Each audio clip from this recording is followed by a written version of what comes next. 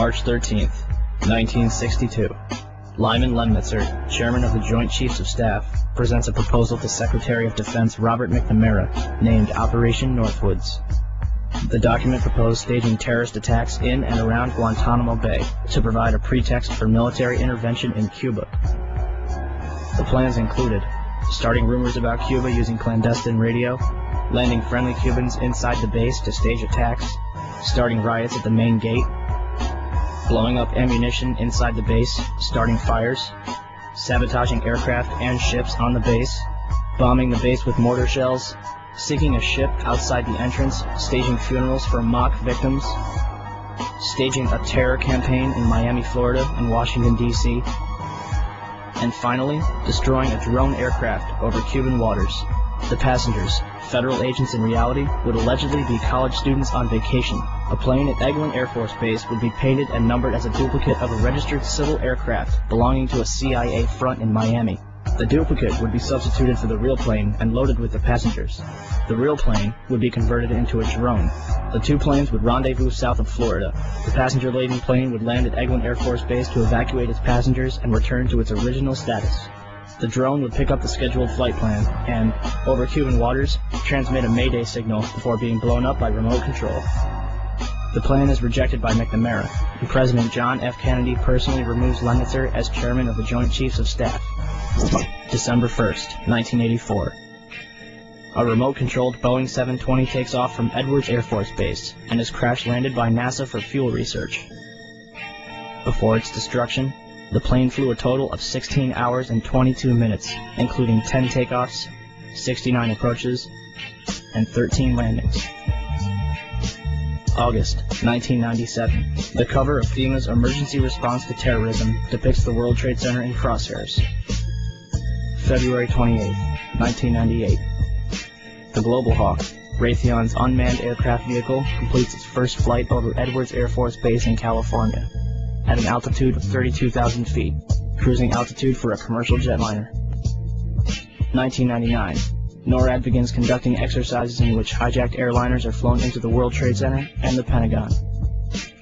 June 2000. The Department of Justice releases a terrorism manual with the World Trade Center in crosshairs. September 2000. The Project for a New American Century, a neoconservative think tank whose members include Dick Cheney, Donald Rumsfeld, Jeb Bush, and Paul Wolfowitz, releases their report, entitled Rebuilding America's Defenses. In it, they declare that the process of transformation, even if it brings revolutionary change, is likely to be a long one, absent some catastrophic and catalyzing event, like a new Pearl Harbor. October 24th, 2000. The Pentagon conducts the first of two training exercises called Moscow, which simulate a Boeing 757 crashing into the building. Charles Burlingame, an ex-Navy F-4 pilot who worked in the Pentagon, participates in this exercise before retiring to take a job at American Airlines, where, less than a year later, his Boeing 757 allegedly crashes into the building. April 2001. NORAD plans an exercise in which a plane is flown into the Pentagon, but is rejected as too unrealistic. June 2001. The Department of Defense initiates new instructions for military intervention in the case of a hijacking. It states that for all non-immediate responses, the Department of Defense must get permission directly from the Secretary of Defense. Attorney General John Ashcroft begins flying on chartered jets for the remainder of his term due to a threat assessment by the FBI. July 4th, 2001. Osama bin Laden, wanted by the United States since 1998, receives medical attention at the American Hospital in Dubai, where he is visited by a local chief of the CIA. July 24th, 2001. Larry A. Silverstein, who already owned World Trade Center 7, signs a $3.2 billion 99-year lease on the entire World Trade Center complex 6 weeks before 9/11. Included in the lease is a $3.5 billion insurance policy, specifically covering acts of terrorism. September 6, 2001, 3,150 put options are placed on United Airlines stock. A put option is a bet that a stock will fall. That day, put options were more than 4 times its daily average. Bomb-sniffing dogs are pulled from the World Trade Center, and security guards end 2 weeks of 12-hour shifts. September 7th, 2001. 27,294 put options are placed on Boeing stock, more than 5 times the daily average. September 10th, 2001. 4,516 put options are placed on American Airlines, almost 11 times its daily average. Newsweek reports that a number of top Pentagon brass canceled their flight plans for the next morning. San Francisco Mayor Willie Brown receives a phone call warning him not to fly the next morning. Pacifica Radio later reveals that this phone call came directly from National Security Advisor Condoleezza Rice. And in Pakistan, at a military hospital, all of the urologists are replaced by a special team in order to host their guest of honor, Osama bin Laden, who is carefully escorted inside to be watched carefully and looked after. September 11th, 2001. The National Reconnaissance Office in Chantilly, Virginia, is preparing for an exercise in which a small corporate jet crashes into their building. NORAD is in the middle of a number of military exercises. The first, Vigilant Guardian, is described as an exercise that would pose an imaginary crisis to North American air defense outposts nationwide. The second, Northern Vigilance, moved fighter jets to Canada and Alaska to fight off an imaginary Russian fleet. 3 F-16s from Washington, D.C.'s National Guard at Andrews Air Force Base, 15 miles from the Pentagon, are flown 180 nautical miles away for a training mission in North Carolina. This left 14 fighter jets to protect the entire United States. All right, Boston Center, Team U. We have a problem here. We have a hijacked aircraft headed towards New York, and we need you guys someone to scramble some F-16s or something up there to help us out. Is this real world or exercise? No, this is not an exercise, not a test.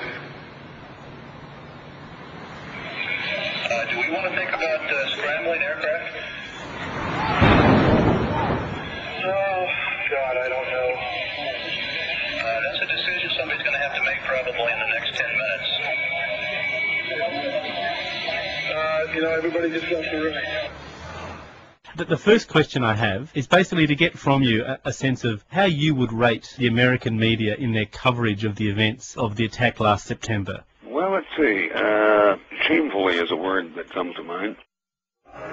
This just in, you were looking at obviously a very disturbing live shot there. That is the World Trade Center, and we have unconfirmed reports this morning that a plane has crashed into one of the towers of the World Trade Center. But overall, the American journalism was cowed and intimidated by this massive flag-sucking, this patriotic orgy. You know, if you criticize the president, it's unpatriotic and there's something wrong with you, you may be a terrorist. So in that sense, Hunter S. Thompson, there's not enough room for dissenting voices? Well, there's plenty of room. There's just not enough people are willing to take the risk. Jim, I don't know whether we've confirmed that this was an air crash, or to be more specific, some people said they saw a missile. There was definitely a blue logo. It was like a circular logo on the front of the plane. It definitely did not look like a commercial plane. I didn't see any windows on the side. Mark, if what you say is true, those could be cargo planes. You said you didn't see any windows in the side? I didn't see any windows on the side. It was not a normal flight that I've ever seen at an airport. It was a plane that had a blue logo on the front, and it did not look like it belonged in this area. It's just sort of a herd mentality, a lemming-like mentality. If you don't go with the flow, you're anti-American, therefore a suspect. This is as close as we can get to the base of the World Trade Center. You can see the firemen assembled here, the police officers, FBI agents, and you can see the 2 towers. A huge explosion now, raining debris on all of us. We better get out of the way.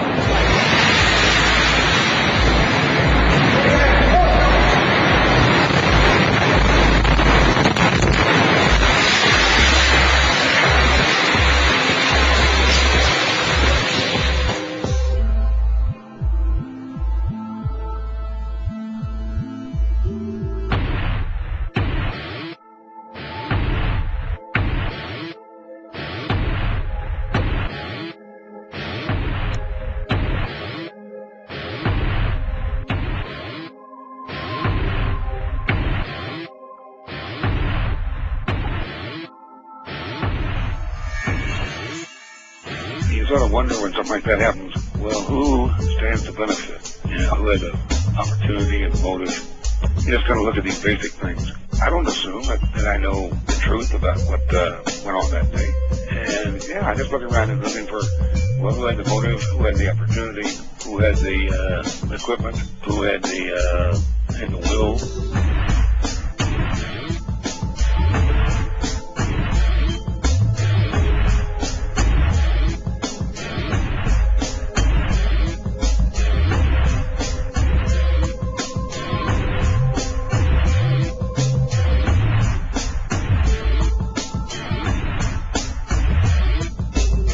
I spent enough time on the inside of the White House and the campaigns, and I have known enough for the people who do these things to know that the public version of the news, whatever it meant, is never really what happened. And these people, I think, are willing to take that even further.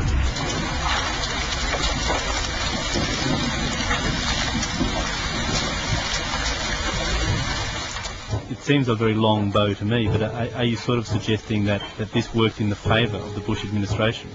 Oh, absolutely. Absolutely.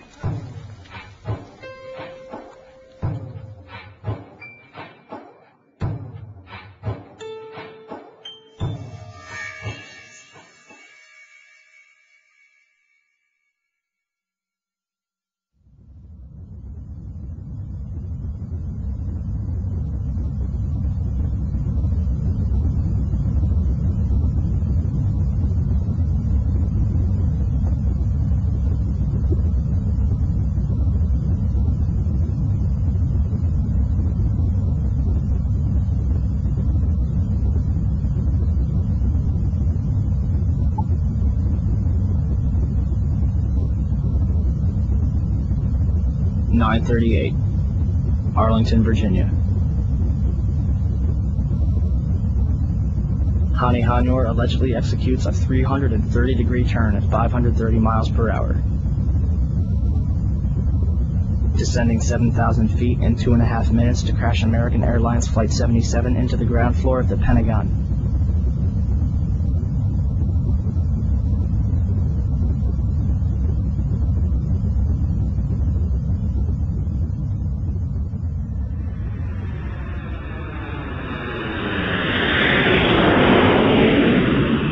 Its final approach took it directly across Interstate 395.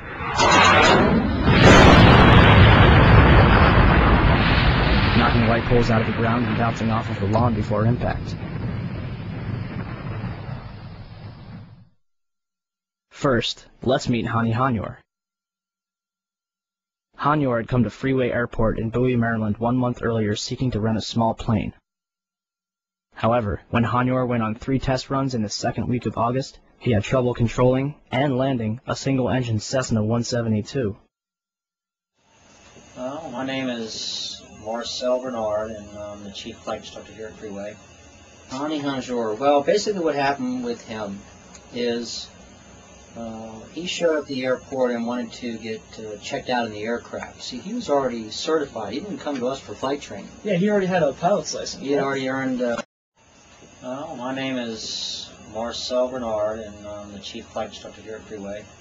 Hani Hanyour, well, basically what happened with him is he showed up at the airport and wanted to get checked out in the aircraft. See, he was already certified. He didn't come to us for flight training. Yeah, he already had a pilot's license. He had already earned his private instrument commercial at a school in Arizona. I don't remember the name of the school, but he already had certificates in hand. And we sometimes, occasionally have pilots that come to us that don't want flight training but just want to rent our aircraft. Which is the case of Hani Hanyour. This was the case for Hani. He wanted to get checked out, as we call it, to rent our aircraft. And our insurance requires that he flies with one of our instructors to be found competent to rent. Mm-hmm. And that was the process that he was going through. The census was that he was very quiet, average or below average piloting skills. Mm-hmm. English was very poor. So I don't know where to. That's about the best description I can give you for his demeanor at that time. Very, uneventful from our perspective. Regardless, air traffic controllers at Dulles International Airport that were tracking Flight 77 all thought that it was a military plane. Second, the light poles. On November 22, 2004, a private jet en route to Houston to pick up George Bush Sr. clipped a single light pole and crashed a minute away from landing at Houston's Hobby Airport. The wing ripped off upon impact, scattering debris over 100 yards. And yet, Flight 77 managed to tear 5 light poles completely out of the ground without damaging either the wings or the light poles themselves. Instead, they seem to have just popped out of the ground. Third, you only have to look at the photos from that day to realize that whatever hit the Pentagon did not bounce off the lawn. If Flight 77 had crash landed and skidded into the Pentagon, it would have looked like this.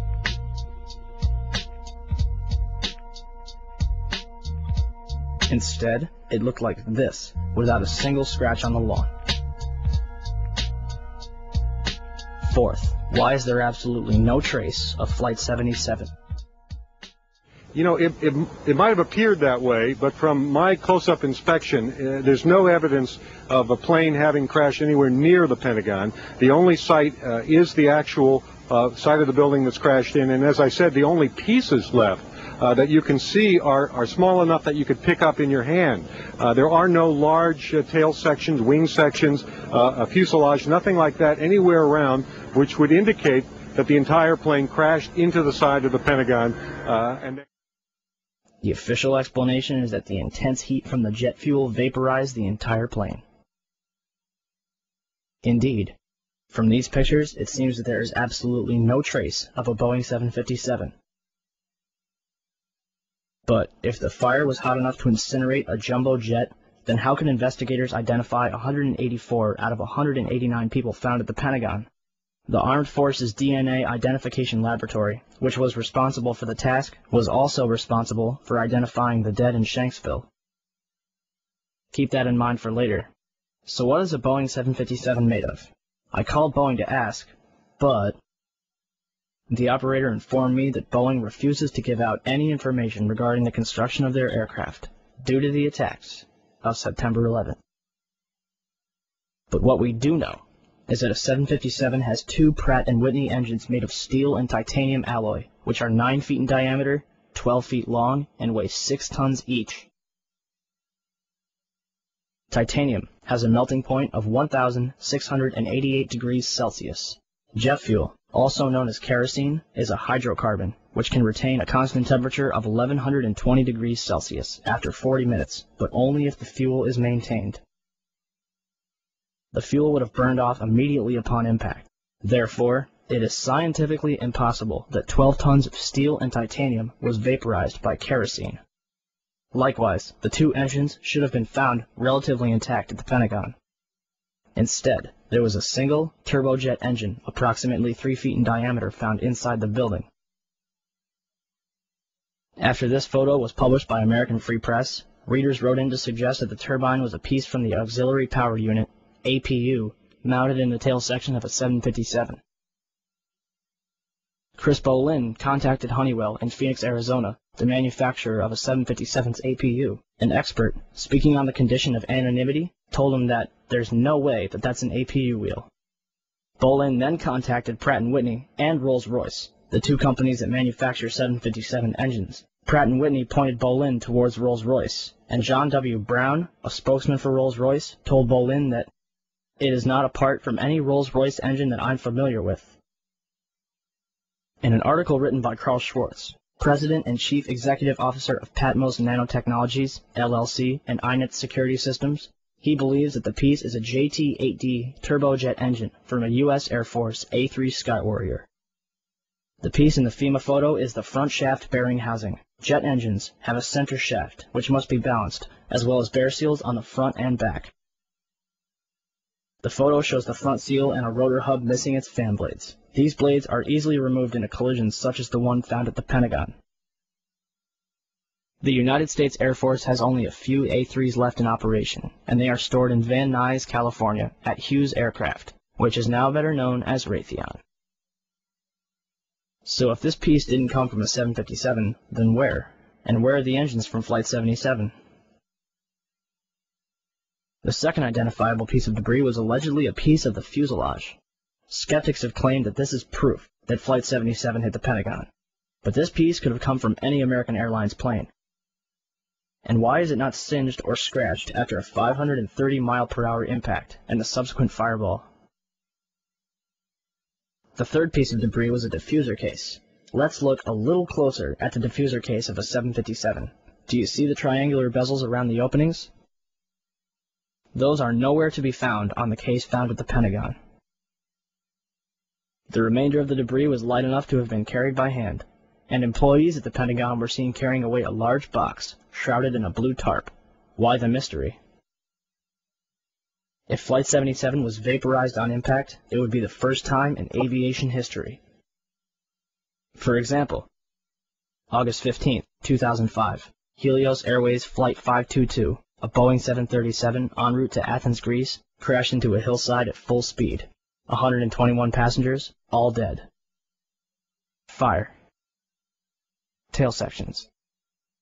Wing sections. Engines. Cockpit. Bodies. Catch my drift? Fifth, why is the damage to the Pentagon completely inconsistent with a Boeing 757?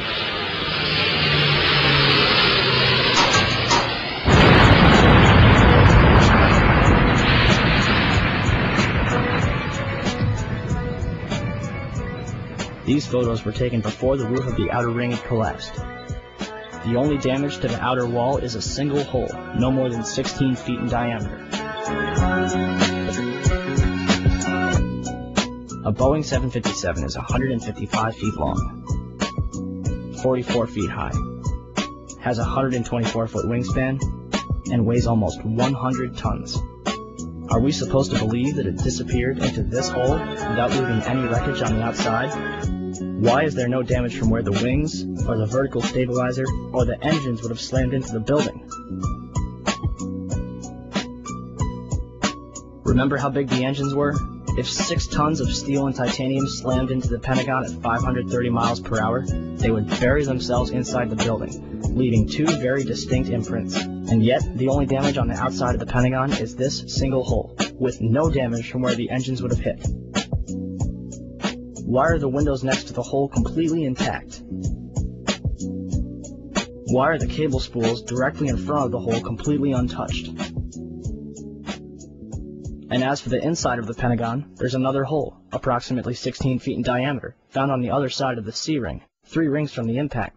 For that hole to have been caused by Flight 77, the Boeing would have had to smash through 9 feet of steel-reinforced concrete. The nose of a commercial airliner is composed of lightweight carbon. This is what usually happens to the nose of a commercial airliner in a plane crash. If the nose caused this hole, where's the rest of the debris from the plane? So what could blow a 16-foot hole in the outer ring of the Pentagon, smash through 9 feet of steel-reinforced concrete, and leave another 16-foot hole? A cruise missile. This is what Slobodan Milosevic's residence in Belgrade looked like after a Tomahawk cruise missile had hit it. See any similarities? 6. The eyewitnesses. Some saw a huge 100-ton commercial airliner. Standstill, and I looked off. Looked out my window. I saw this plane, a jet, American Airlines jet, coming. Some saw a small 8 to 20 passenger commuter plane. So it looked to be maybe a 20-passenger corporate jet, no markings on the side, coming in at a shallow. And some saw a United States military helicopter. When it occurred, he said that he saw a helicopter circle the building. He said that it appeared to be a U.S. military helicopter and that it disappeared behind the building where the helicopter landing zone is, and that he then saw a fireball go into the sky. So who's telling the truth? Take this into consideration. April Gallup was working in the Pentagon's west side when it was hit. In Jim Mars's book, Inside Job, April claims, while in the hospital, men in suits visited her more than once. They never identified themselves or what agency they worked for.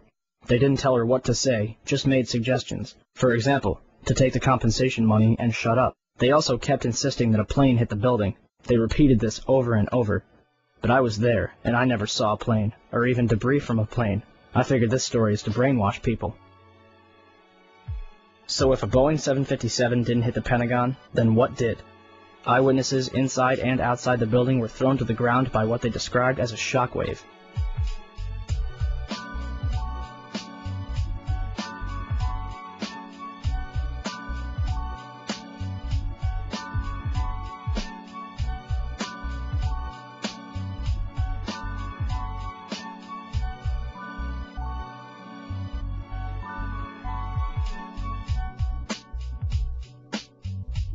Even the Sheraton Hotel, 1.6 miles away, was rocked by the blast. A number of military personnel at the Pentagon specifically mentioned smelling cordite.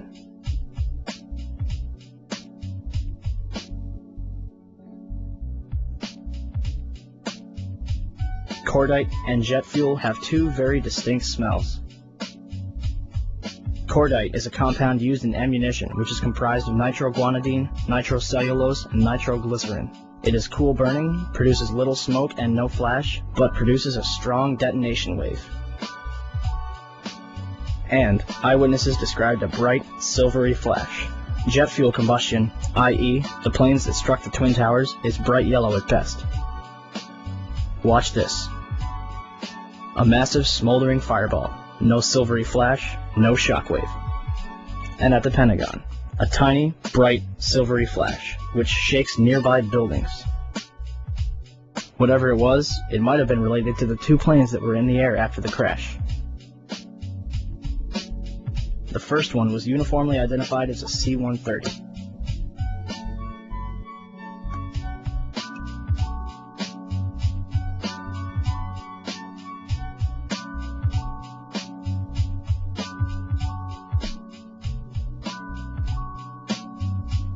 The second plane was an unmarked white plane flying over Washington, D.C. Aaron, I'm standing in Lafayette Park directly across from the White House, perhaps about 200 yards from the White House residence itself. About 10 minutes ago, there was a white jet circling overhead. Now, you generally don't see planes in the area over the White House. That is restricted airspace. No reason to believe that this jet was there for any nefarious purposes, but the Secret Service was very concerned, pointing up at the jet in the sky. It is out of sight now, best we can tell. At 9:25, Jane Garvey, the head of the FAA, initiated a national ground stop, which prevents further takeoffs and requires all planes in the air to land. The order, which hasn't been implemented since 1903, applied to almost every single kind of plane, civilian, military, or law enforcement. Certain military flights were allowed to fly during this time, but the At 9:25, Jane Garvey, the head of the FAA, initiated a national ground stop, which prevents further takeoffs and requires all planes in the air to land. The order, which hasn't been implemented since 1903, applied to almost every single kind of plane, civilian, military, or law enforcement. Certain military flights were allowed to fly during this time, but the FAA isn't talking. Why were these two planes allowed in the air when everyone else had to land? And finally, why did people keep reporting a second explosion at the Pentagon? Well, I can't tell you about that, but I was just here in front of the Capitol, which, by the way, has been evacuated, and back toward the Supreme Court area, we just heard a low, muffled thud. It sounded like a small explosion. There have been unconfirmed reports of second explosions here at the Pentagon. We have not confirmed that, but again, the counterintelligence sources... Where did this fireball come from? 7th, surveillance cameras from a gas station, Sheraton Hotel, and the Virginia Department of Transportation captured the entire thing. However, the FBI was there within minutes to confiscate the tapes, including a warning for the employees not to discuss what they had seen. If the government wishes to prove once and for all that Flight 77 hit the Pentagon, all they would have to do is release one of those tapes. Instead, they released 5 frames from a camera across the heliport, even though none of them show a 757.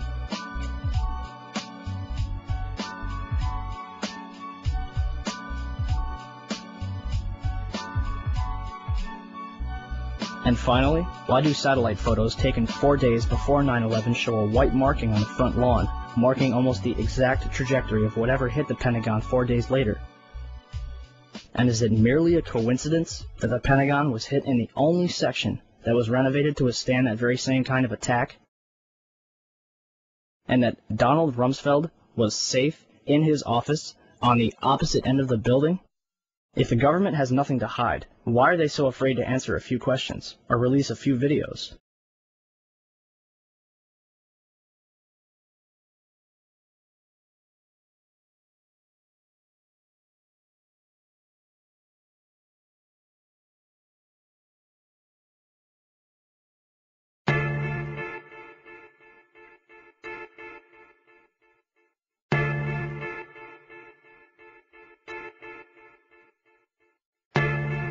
(9:59), New York City, New York.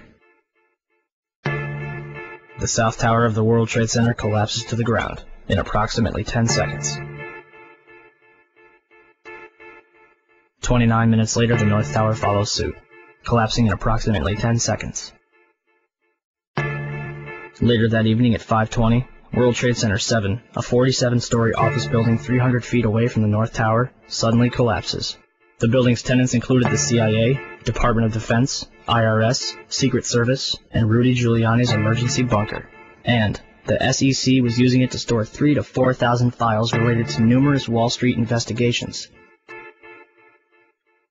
Although every single building surrounding Building 7 stood intact, it fell straight down into a convenient little pile in 6 seconds. Official explanation? Falling debris from the Twin Towers created an internal fire, which ignited several fuel tanks inside the building. If this is true, then it would be the third building in history to collapse because of a fire. The first two would be the Twin Towers. On July 28, 1945, a B-52 bomber lost in the fog crashed into the 79th floor of the Empire State Building. 14 people dead, $1 million in damage. But the building stands intact to this day. On February 14, 1975, a 3-alarm fire broke out between the 9th and 14th floors of the North Tower. According to the New York Times, the fire leads to intense scrutiny of the towers and eventually to a decision to install sprinklers. On May 4, 1988, a 62-story skyscraper in Los Angeles burned for 3 hours and spread over 4 floors. It did not collapse. On February 23, 1991, a 38-story skyscraper in Philadelphia, built in 1973, burned for more than 19 hours and spread over 8 floors. It did not collapse.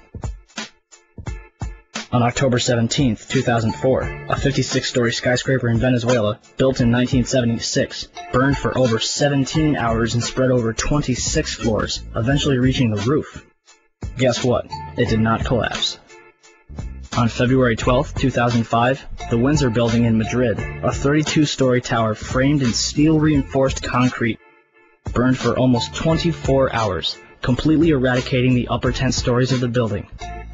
Although the top 10 floors of the building fell, the building itself did not collapse.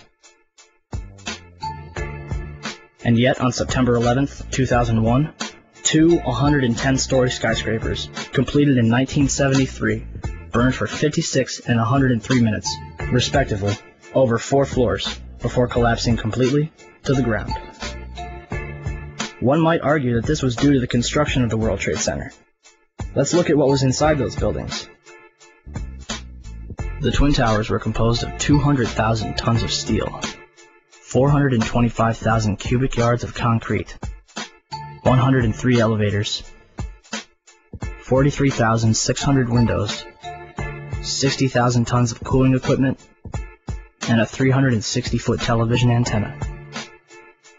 The core of each tower was 87 by 133 feet, comprised of 47 box columns 36 by 16 inches thick.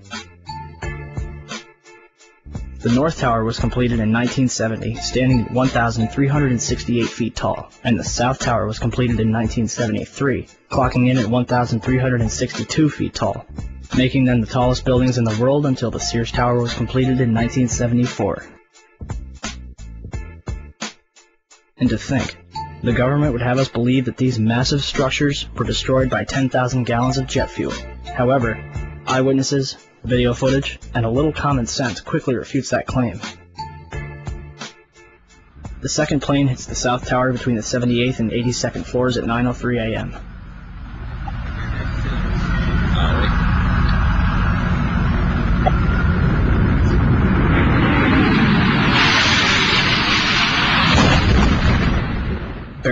southeast corner, the majority of the jet fuel exploding outside in a massive fireball. Yet, this tower collapses first, even though the north tower was hit straight on and had already been burning for 18 minutes longer. Galileo's law of falling bodies calculates the time in which an object will travel a certain distance in complete freefall. Distance, d, equals 16.8 times time in seconds squared. The south tower was 1,362 feet tall. 1362 equals 16.08 times 84.7, or 9.2 seconds.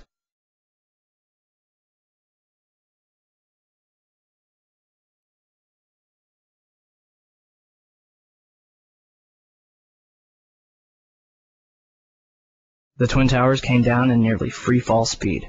200,000 tons of steel shatters into sections no longer than a couple feet long. 425,000 cubic yards of concrete is pulverized into dust. Thousands of lives are extinguished instantly. So what brought down the World Trade Center? Let's ask the experts. Van Romero, Vice President for Research at New Mexico Institute of Mining and Technology. My opinion is, based on the videotapes, after the airplanes hit the World Trade Center, there were some explosive devices inside that caused the towers to collapse. The collapses were too methodical to be a chance result of airplanes colliding with the structures. 10 days later, certainly the fire is what caused the building to fail.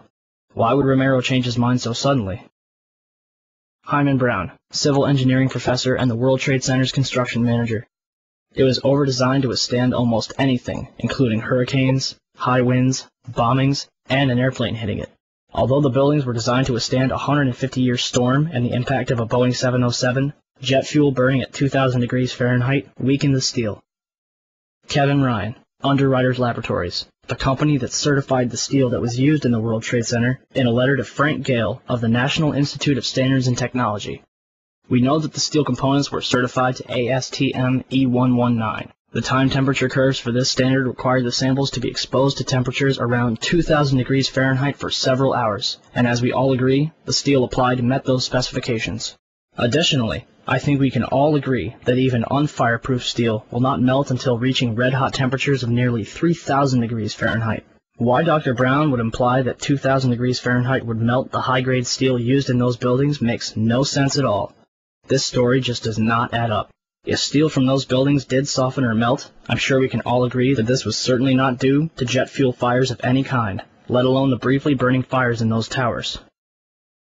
Ryan's statements directly contradict statements from so-called experts, which claim that 2,000-degree heat inside the World Trade Center caused the towers to collapse. Days after writing this letter, Kevin Ryan was fired from his position. Not even the experts agree with each other. So what else could have caused the Twin Towers in Building 7 to collapse? 10 o'clock Eastern Time this morning, just collapsing on itself. The second building that was hit by the plane has just completely collapsed. We have no idea what caused this. Almost looks like one of those planned implosions. As if a demolition team set off.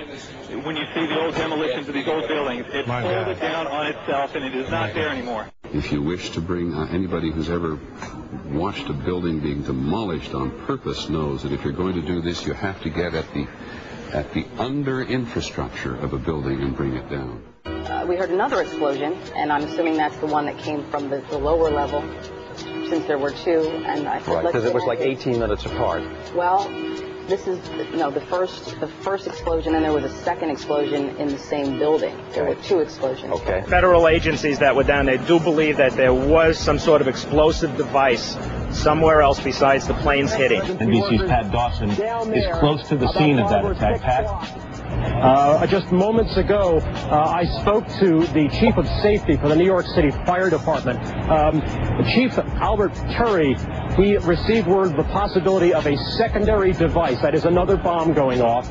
He tried to get his men out as quickly as he could, but he said that there was another explosion which took place. And then an hour after the first hit here, with the first crash that took place, he said, there was another explosion that took place in one of the towers here.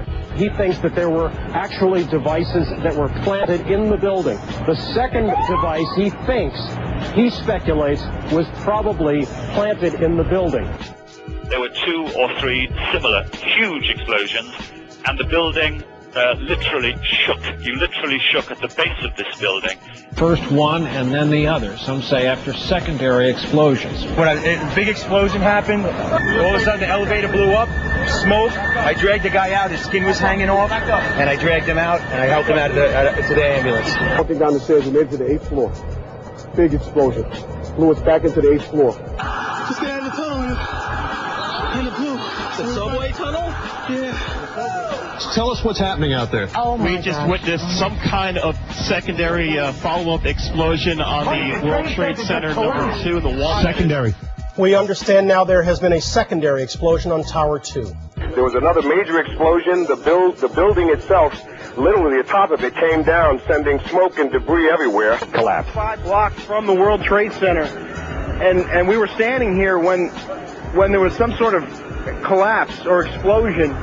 Do you know if it was an explosion or if it was a building collapse? To me, it sounded like an explosion. When I tried to save people, in a moment we heard a big explosion coming down. Everything just went black. Everything came down, glass started popping. People got hurt, stuff went on top of them, and it was a big explosion. Everything got dark, real dark, like snow. The FBI is here, as you can see. They had roped this area off. They were taking photographs and securing this area just prior to that huge explosion that we all heard and felt. Coming over our radio, get out of the area, the second tower is coming down. They tell you the second tower is Yes, it's about to collapse.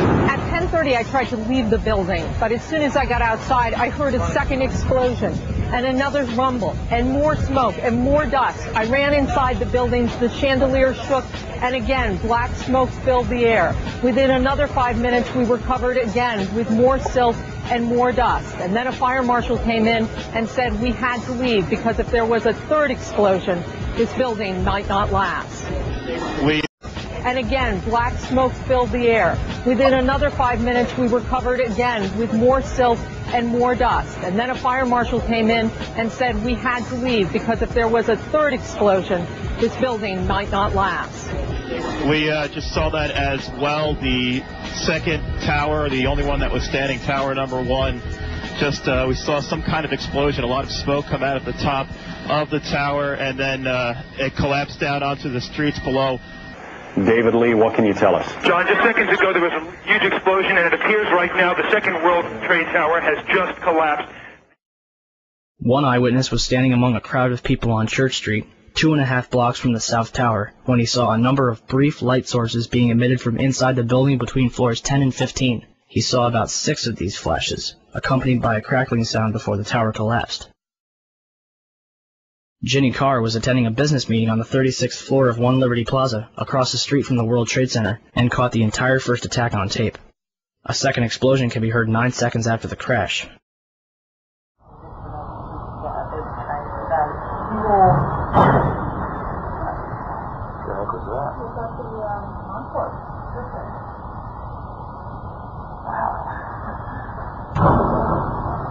Sound like some crash. So what happened in the North Tower? Ask Willie Rodriguez. Willie, a janitor who worked in the World Trade Center for 20 years, was in sub-level 1 when the North Tower was hit. And all of a sudden we hear boom! I thought it was a generator that blew up in the basement. And I said to myself, oh my God, I think it's a generator. And I was going to verbalize it. When I finished saying that in my mind, I hear boom! Right on the top, pretty far away. So it was a difference between coming from the basement and coming from the top. And that's, everybody started screaming. And a person comes running into the office saying, explosion, explosion, explosion. He got his hand extended, and all the skin was pulled from his under his arm, all the way to the top of the fingertips, and it was hanging on both arms. Hanging and hanging. And then I look at his face, and he was missing parts on his face. And I said, what happened? What happened? And he said, the elevators, the elevators. And when there were many explosions, and when I actually talk about those explosions, they said that, well, there were so many kitchens in the building, and they have probably those gas canisters. And I said, I don't believe that, because the building was a Class A building. There are very strict guidelines of what you can put in a kitchen. and I really doubt it was gas. So there was a lot of misconceptions of what happened on that day in terms of the explosion. But up to date, I haven't received an actual explanation about the different explosions that I had on the upper floors and not all the way to the top. The windows in the lobby of the North Tower were blown out, and marble panels were blown off of the walls. This was brushed off as damage from a raging fireball that went barreling down the elevator shafts. However, the World Trade Center's core and elevator shafts were hermetically sealed, aka airtight. The fire could not possibly have had enough oxygen to travel 1,300 feet down, retaining enough energy to destroy the bottom 8 floors of the building. On 9/11, New York City lost 343 firefighters at the World Trade Center. Since they were the ones inside the towers before and as they collapsed, I'd say they've got a pretty good grasp on what happened. So what does the FDNY think? First, we had this interview from the Naudet brothers documentary. It was like crossing the wars. There's nobody there. Well, fuck it. What do we do? We made it outside. We made it about a block. We made it at least 2 blocks, and we started running. Floor by floor, it started popping out. It was if it had detonated. Yeah, detonated. Planned to take down a building. Boom, boom, boom, boom, boom, boom, boom. All the way down. I was watching it and running. Just ran up West. And then you just sort of this cloud of shit chasing you down. You could not run it. In these interviews, numerous members of Engine 7 described explosions preceding the collapses, not to mention the damage to the lobby of the North Tower. I heard a loud boom. And my first thing, I was right at the desk there, on the left-hand side when you come into Tower 1. And I walked out, I didn't go out. I walked to where all the doorway was, the glass were broken, and I looked out, and I seen in the building across the street, I seen the shadow coming, I seen just the shadow in the building across the street coming down. And with that, I wasn't expecting to see the damage that I saw in the lobby.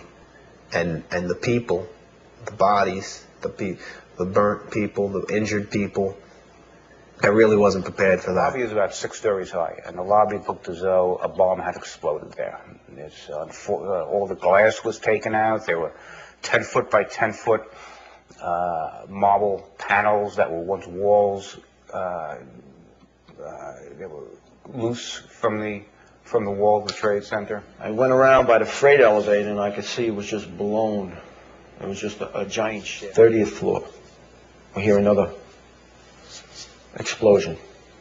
And at that time, we heard a huge explosion.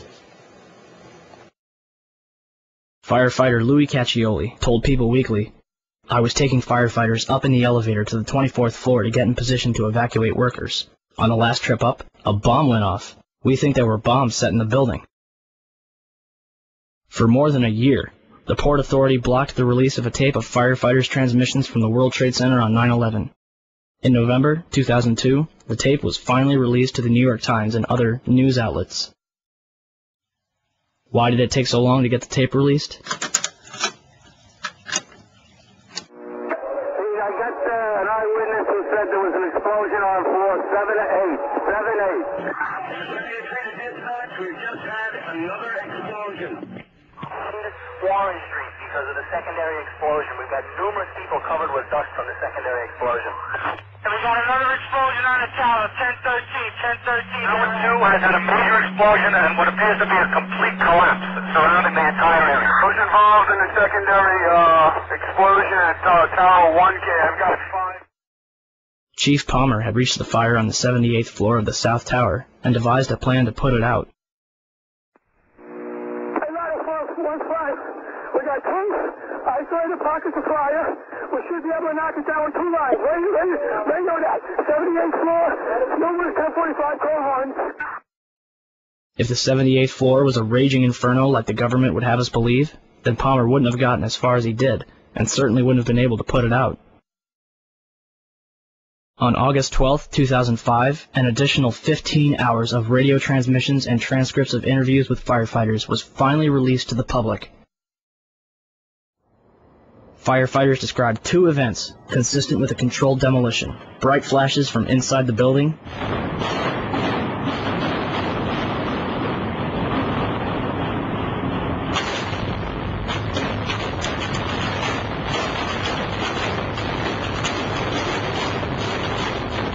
and a number of crackling sounds before the buildings collapsed.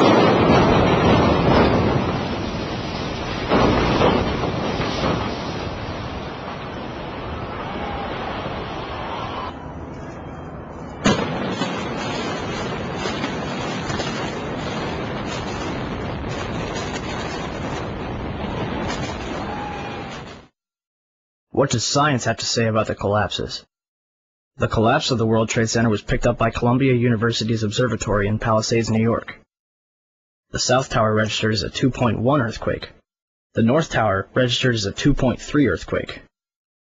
Won Young Kim told Chris Bolin that their seismographs pick up underground explosions from a quarry 20 miles away. These blasts are caused by 80,000 pounds of ammonium nitrate and cause local earthquakes between magnitude 1 and 2. The 1993 bombing of the World Trade Center did not even register because it was not coupled to the ground. During the collapse, most of the energy of the falling debris was absorbed by the towers and the neighboring structures, converting them into rubble and dust or causing other damage, but not causing significant ground shaking. Mark Loiseau, the president of Controlled Demolition Incorporated, told the American Free Press that in the basements of the World Trade Center, where 47 central support columns connected to the bedrock, hot spots of literally molten steel were discovered more than a month after September 11th. These incredibly hot areas were found at the bottoms of the elevator shafts, down 7 basement levels. The molten steel was found 3, 4, and 5 weeks later when the rubble was being removed. He said that molten steel was also found at World Trade Center 7. The highest temperature was in the east corner of the South Tower, where a temperature of 1,377 degrees Fahrenheit was recorded. The molten steel in the basement was more than double that temperature. Do you still think that jet fuel brought down the World Trade Center? In all the videos of the collapses, explosions can be seen bursting from the building 20 to 30 stories below the demolition wave. Here,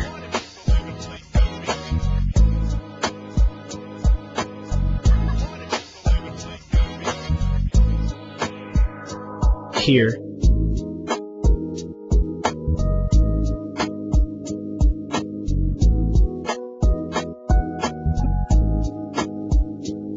here,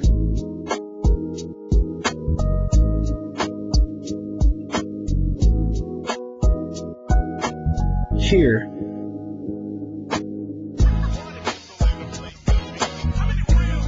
here,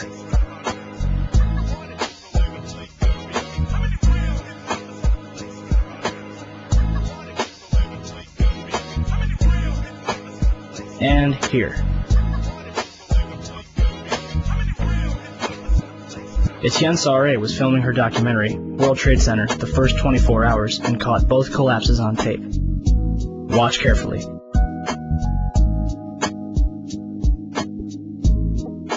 The tripod shakes 12 seconds before the North Tower begins collapsing. And something is knocked off the right-hand side of the building.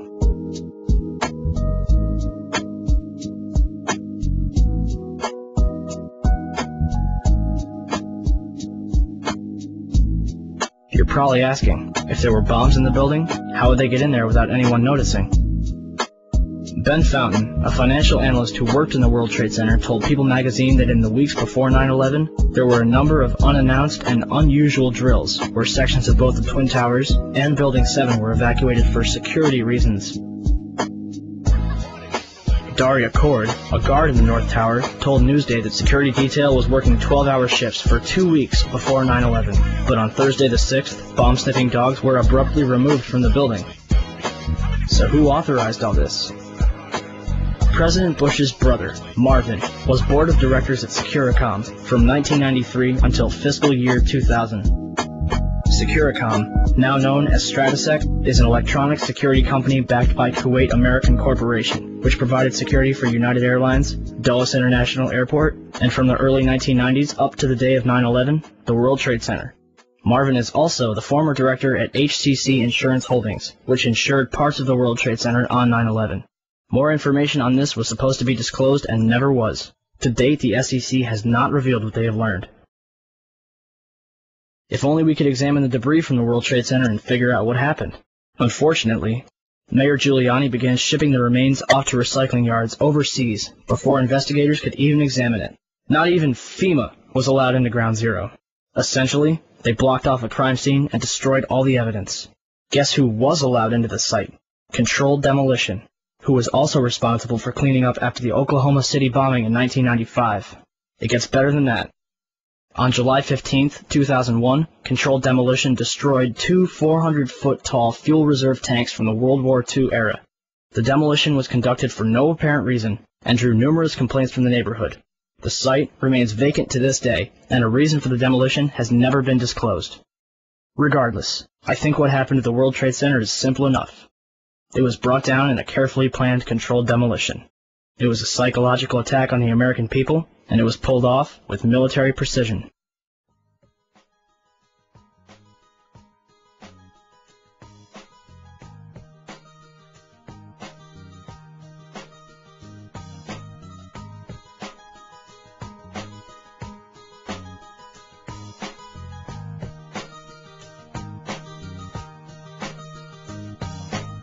(10:06 a.m.), Shanksville, Pennsylvania. Flight 93 was en route from New Jersey to California with 45 passengers when it went off course at 8:56 over Cleveland, Ohio.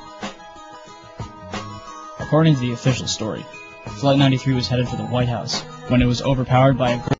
10:06 a.m., Shanksville, Pennsylvania. Flight 93 was en route from New Jersey to California with 45 passengers when it went off course at 8:56 over Cleveland, Ohio. According to the official story, Flight 93 was headed for the White House when it was overpowered by a group of passengers and crashed in Shanksville, Pennsylvania. Out of all of the events of 9/11, the one that has caused the most confusion is Flight 93. It was shot down, it wasn't shot down.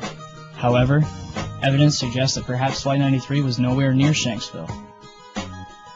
I want to get quickly to Chris Kanicki. He's a photographer with the Pittsburgh affiliate of Fox affiliate.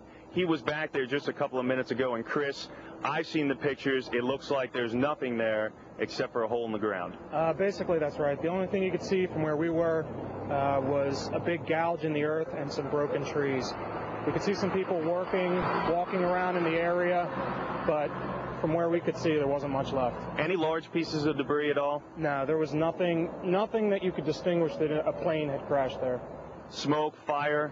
Nothing. It was absolutely quiet. It was actually very quiet. Nothing going on down there, no smoke, no fire, just a couple of people walking around. They look like part of the NTSB crew walking around looking at the pieces. How big would you say that hole was? From my estimates, I would guess it was probably about 20 to 15 feet long and probably about 10 feet long or 10 feet wide. What could you see on the ground, if anything, other than dirt and ash? And you couldn't see anything. You could just see dirt, ash, and people walking around, broken trees. Wally Miller, a Somerset County coroner, told the Houston Chronicle, "It looked like somebody just dropped a bunch of metal out of the sky." In the Washington Post, "It looked like someone took a scrap truck, dug a 10-foot ditch, and dumped trash into it." And as for the passengers, I stopped being coroner after about 20 minutes because there were no bodies there. In the Pittsburgh Review, I have not, to this day, seen a single drop of blood. Not a drop. It would seem that, on one day, for the second time in history, an entire plane, along with its passengers, disappeared upon impact. There are no signs of any survivors at the site of a Nigerian plane crash. That is the word from the Red Cross, which has a representative on site. The first pictures of the crash scene show a large crater with the Boeing 737 broken into small pieces. The plane crashed shortly after taking off from Lagos in a heavy storm. The flight was going to the Nigerian capital of Abuja and was believed to be carrying some senior Nigerian officials. So if Flight 93 didn't go down in Shanksville, then where? You ready for this? Cleveland. At 11:43 on September 11th, WCPO, a local TV station in Cincinnati, Ohio, reported that 2 planes landed at Cleveland Hopkins Airport due to a bomb threat. United Airlines identified one of the planes as Flight 93. Are you confused? Well, it gets better. Check it out. At approximately 10 a.m., Cleveland Hopkins Airport was evacuated amidst rumors that a hijacked plane was going to land. Passengers had to leave, but couldn't drive. They had to walk or hitchhike. Buses weren't allowed to leave. People were sent home.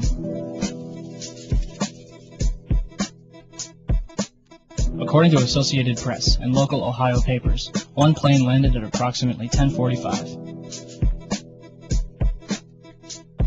But Delta Airlines confirmed that their plane, Delta 1989, landed in Cleveland at 10:10. Therefore, Flight 93 landed at Cleveland at approximately 10:45.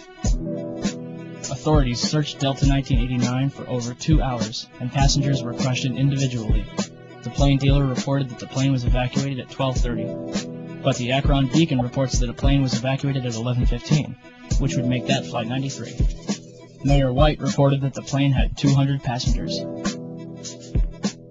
But a passenger from Delta 1989 described 60 or so passengers. So at 11:15, 200 or so passengers were released from Flight 93. The passenger from Delta 1989 states that she was taken into FAA headquarters. But other reports say that passengers were brought into the NASA Glenn Research Center, located near the west end of the airport, which had already been evacuated. So, to sum up, Delta 1989 landed at 10:10, was evacuated at 12:30, almost 2.5 hours later, and 69 passengers were taken to FAA headquarters. Flight 93 landed at 10:45 and evacuated within a half hour. 200 or so passengers quickly taken to an empty NASA research center. Why did it take 140 minutes to evacuate 69 passengers when 200 were evacuated in a half hour? We can assume that the passengers from Delta 1989 are safe somewhere. The question remains, what happened to the 200 or so passengers from Flight 93? It's interesting to note that the combined total of all the passengers from all 4 flights is 198, or 243, depending on who you ask. We may never know what really happened to Flight 93, but we do know what didn't happen.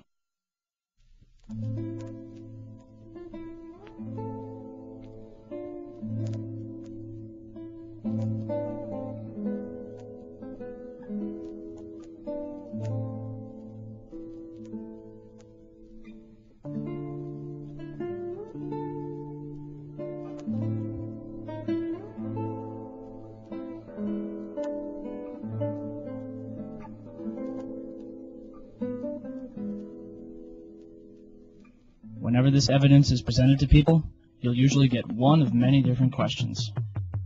The first one being, if different planes were used, what happened to the original ones? Unfortunately, we may never know what really happened. But if we could examine the black boxes from the planes that were used, we could prove that they weren't the original flights.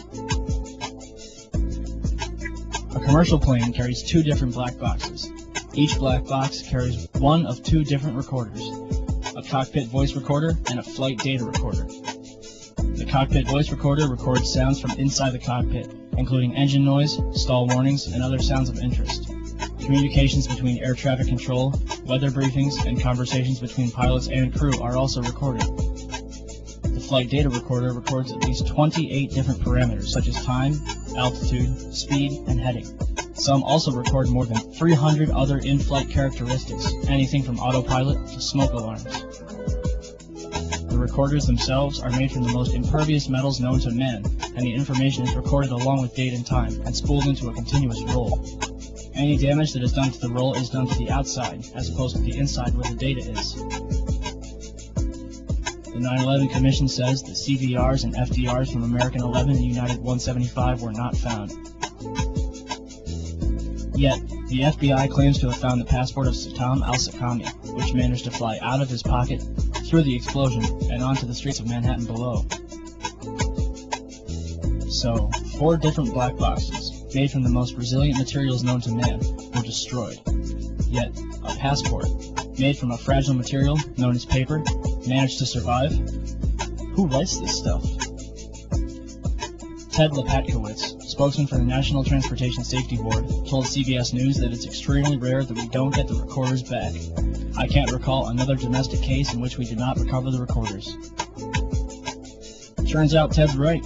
Nicholas DeMasi, a firefighter who helped the recovery efforts, claims in the book, Behind the Scenes, Ground Zero, "At one point, I was assigned to take federal agents around the site to search for the black boxes from the planes. There were a total of 4 black boxes. We found 3. I guess it all comes down to who you'd rather believe."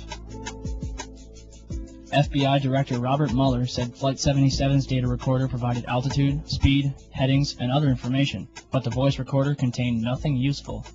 And Donald Rumsfeld said the data on the cockpit voice recorder was unrecoverable. As for Flight 93, it was the only flight where the cockpit voice recorder was recovered. It was played for the families in April 2002, but not before they signed an agreement saying that they wouldn't talk about it. They couldn't even take notes. And for some reason, the last 3 minutes of the tape was unaccounted for. The FBI had no explanation for the discrepancy. Why would the 9/11 Commission tell us Flight 11 and 175's recorders weren't found? Why would Robert Mueller tell us that there's nothing interesting on Flight 77's? What's on the last 3 minutes of Flight 93's cockpit voice recorder? These are vital questions that need to be answered. It's an interesting postscript that Flight 93 was spotted on April 10, 2003 at Chicago's O'Hare Airport by David Friedman, a United Airlines employee who records all of his flights. The tail number, N591UA, was spotted on Flight 1111, a United Airlines 757. And according to the FAA, both N591UA and N612UA, Flights 93 and 175, are still valid. But Flights 11 and 77 are listed as destroyed. Not to mention that they were not even scheduled to fly on September 11th. Next, what about the cell phone calls? For starters, the calls themselves are extremely peculiar. Most of them are only a couple sentences long before the callers end the conversation, only to call back later. Flight attendant Betty Ong allegedly placed a call from Flight 11, according to the 9/11 Commission. Although the conversation lasted 23 minutes, only 4.5 minutes was recorded. What is your name? Okay, my name is Betty Ong. I'm number 3 on Flight 11. Okay. And the cockpit is not answering their phones. And there's somebody stabbed in business class, and we can't breathe in business class. Somebody's got mace or something. Okay. Our number 1 got stabbed. Our purser is stabbed. Nobody knows who stabbed who, and we can't even get up to business class right now because nobody can breathe. Our number 1 is stabbed right now. Okay. And our number 5, our first class passengers, our first class galley flight attendant and our purser has been stabbed. And we can't get up to the cockpit. The door won't open. Does Miss Ong sound like a woman on a hijacked plane who just saw 3 people murdered? Why is nobody in the background screaming? Flight attendant Madeline Sweeney allegedly talked with her ground manager Michael Woodward for 25 minutes. She describes 4 hijackers. The FBI says there were 5. She says the hijackers were in rows 9 and 10. The FAA says they were all in row 8. Near the end, she screams, "I see buildings. Water. Oh my God." Madeline was a flight attendant out of Boston for 12 years. I think she would have recognized Manhattan. A man claiming to be Mark Bingham called his mother Alice, who is visiting his sister-in-law. The caller says, "Mom, this is Mark Bingham. When was the last time you called your mother and used your full name? I just want to tell you that I love you.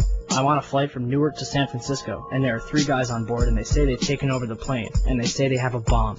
I'm calling you from the airphone." And then, "You believe me, don't you, Mom?" "Yes, Mark, I believe you. Who are these guys?" Then he was interrupted by someone who was speaking in a low-toned male voice, speaking what sounded like English. After 30 seconds of muffled sounds, the caller repeats, "I'm calling you with an airphone." His mother asks him again, "Who are these guys?" After another pause, he returns and asks again, "You believe me, don't you, Mom?" There was another pause, and the phone just trailed off. To date, none of these calls, except for Betty Ong's call to American Airlines, has been released to the public. But to be honest, none of that matters. Why? Because none of these calls could have taken place. Key Dudney of Physics911.net conducted some research of his own.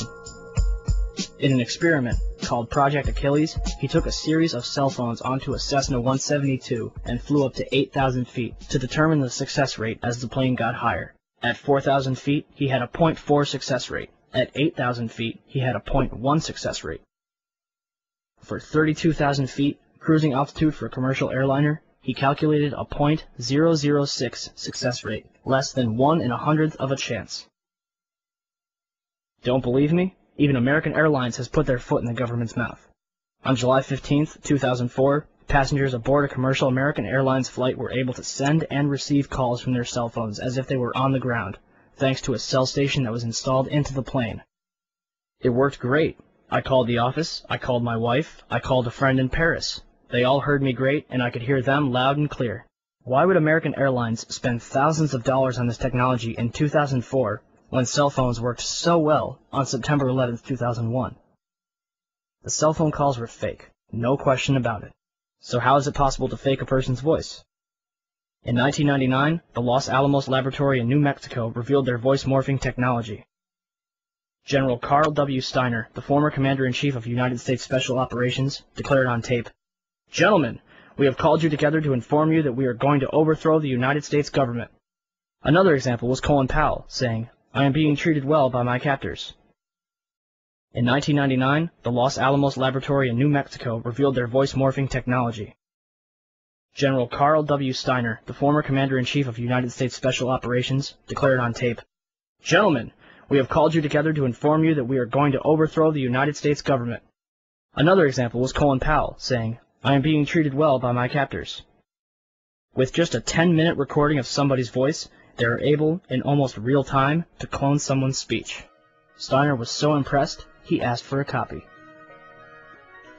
So what about the hijackers? On September 14th, 2001, the Department of Justice released the names of the alleged 19 hijackers. But on September 23rd, the BBC reported that Walid al-Shari was alive and well in Casablanca, Morocco. They also tracked down Abdulaziz al-Amari, who was an engineer with Saudi Telecom and lost his passport while studying in Denver. In the same article, FBI Director Robert Mueller admitted that the identity of several of the hijackers is in doubt. So how many hijackers turned up alive? At least 9 of them. Walam al-Shari is alive and well. Mohand al-Shari is alive in Saudi Arabia. Khaled al-Midar is a computer programmer in Mecca. Salem al-Hazmi works at a chemical plant in Yanbu, Saudi Arabia. Saeed al-Ghamdi is training to be a pilot in Tunis. Ahmed al-Nami is an administrative supervisor for Saudi Airlines. We already covered Walid and Abdulaziz. And last but not least, Mohammed Atta's father claimed to receive a phone call from his son on September 12th. On September 20th and 27th, Mueller admitted on CNN that there is no legal proof to prove the identities of the hijackers. Indeed, after all, not even the official autopsy for Flight 77 lists the hijackers. And the opening paragraph makes no mention of their absence. So, if there's no proof that the hijackers were members of Al-Qaeda, or if they were even on the plane in the first place, what justification do we have for bombing Afghanistan? Oh, that's right. The Bin Laden confession tape. On December 14th, 2001, the government released a tape, allegedly of Bin Laden confessing to the attacks of September 11th, which they claimed to find in a house in Jalalabad, Afghanistan. Except there's a number of things wrong with this tape. 1. The tape itself is of very poor quality. And 2. The man in the video looks and acts nothing like Bin Laden. According to the FBI's website, Osama is left-handed. Yet, in this video, he's writing a note with his right hand. Not to mention he's wearing a gold ring, which is forbidden by Islamic law, and is never mentioned in the FBI's description of him. Compare this video to 4 other pictures of Bin Laden. Does anybody else see a problem here? Until the government can prove without a shadow of a doubt that Al-Qaeda was behind September 11th, the American people have every reason to believe otherwise.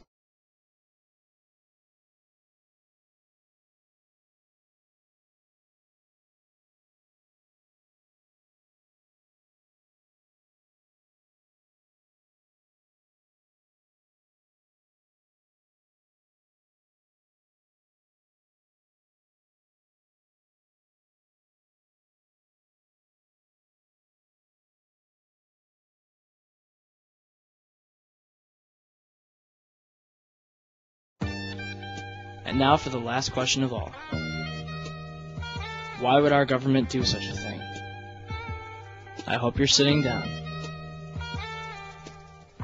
First, we have Larry Silverstein, the man who purchased the World Trade Center in July 2001.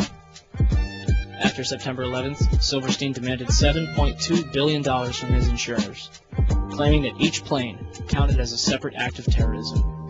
However, on December 6, 2004, the courts only reward him with $2.2 billion. Next, we have the put options that were placed on United Airlines, American Airlines, and Boeing. According to the San Francisco Chronicle, more than $2.5 million has remained unclaimed. As for 9/11 itself, Reuters reported that Convar, a German computer company, is responsible for helping companies and accountants in New York restore their data from over 400 hard drives that were recovered from the World Trade Center's rubble. Convar recovered information from 32 different computers that suggested insider trading took place on 9/11. Richard Wagner, an expert at Convar. There is a suspicion that some people had advanced knowledge of the approximate time of the plane crashes in order to move out amounts exceeding $100 million. They thought that the records of their transactions could not be traced after the mainframes were destroyed. After their analysis, Convar handed the results over to the FBI. Although the FBI was legally bound to investigate who was responsible, to date they have done no such thing. Moving on. According to Wikipedia, one of the world's largest gold depositories was stored underneath the World Trade Center. In 1993, the value of the gold was estimated at $1 billion, rumored to be owned by Kuwaiti interests. When the World Trade Center was destroyed, the amount of gold far exceeded the 1993 levels. The gold was finally recovered in its entirety in late 2001. Or was it? On November 1st, 2001, the Times Online reported that a large amount of gold was discovered in the wreckage of the World Trade Center. Mayor Rudolph Giuliani announced that more than $230 million was recovered from Ground Zero. However, the COMEX Metals Trading Division was storing gold bars for the Bank of Nova Scotia, Chase Manhattan Bank, Bank of New York, Hong Kong, and Shanghai Banking, totaling $950 million. And that's just one company. Rumor has it that over $160 billion in gold was stored in the World Trade Center. So where did all the gold go?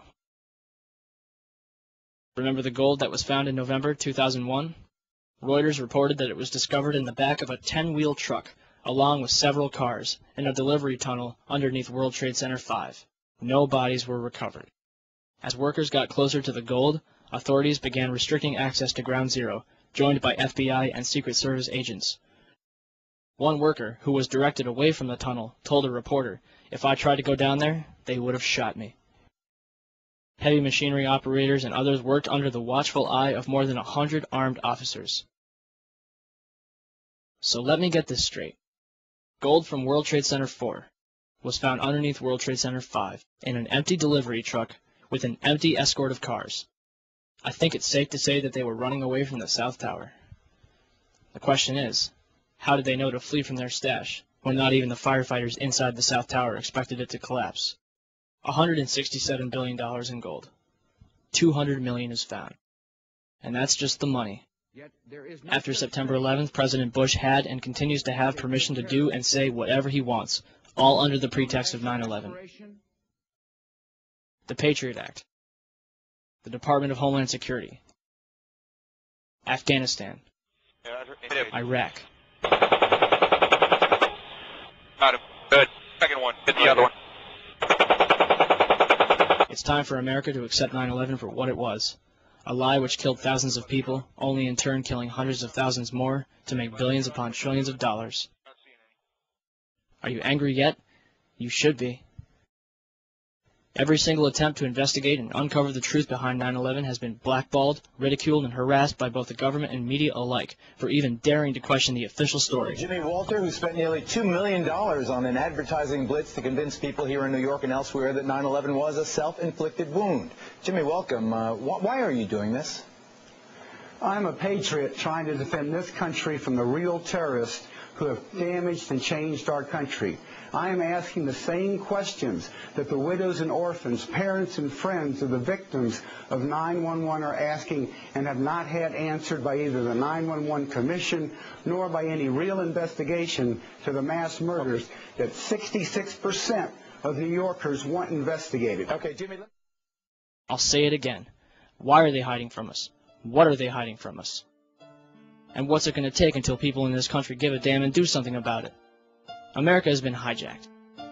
Not by Al-Qaeda, not by Osama bin Laden, but by a group of tyrants ready and willing to do whatever it takes to keep their stranglehold on this country. So what are we going to do about it? Anything. Share this information with friends, family, total strangers, hold screenings, conferences, whatever you have to do to get the word out. It's up to you. Ask questions.